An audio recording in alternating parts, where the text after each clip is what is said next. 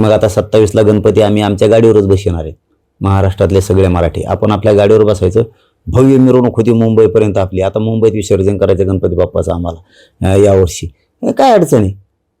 आमची मुंबई हे, आमचा समुद्र हे, संस्कृती आमची हिंदू धर्माची, वारकरी संप्रदायाची संस्कृती. आम्ही का मुंबईत विसर्जन करू नये? आमच्या बाप्पावरती आमचं प्रेम आहे, देव बाप्पावरती, गणेश बाप्पांवरती. आम्ही त्यांना घेऊन जाणार आणि काही बांधव इथं बसवणार आहेत गणपती. तर आमचे 2-2, 3-3 एका घरातले मुंबईला यायला लागलेत. 1-2 घरी आहेत गणपती बाप्पांचे, गावातले सुद्धा आरती करायला, सांभाळायला. त्यामुळं सगळं नियोजन परफेक्ट झाले. मराठी नाही थांबत गाड्या. काही जण वापस आल्यावर विसर्जन करणार आहेत गावातल्या गणपतीचं.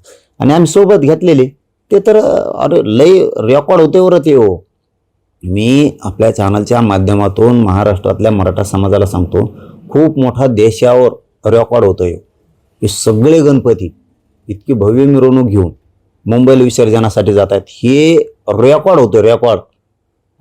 आपल्या बाप्पाचा पण रेकॉर्ड झाला पाहिजे, गणपती बाप्पाचा. गावात तर हमेशाच बसवतो आपण. गावात सगळ्या गावकऱ्यांनी गाडीवर बसायचं, आरती करायची गावकऱ्यांनी आणि मुंबईकडं मार्गस्थ करायचा आपला गणपती. उलट रेकॉर्ड आहे, रेकॉर्ड आहे. लोक उलट नवसतील.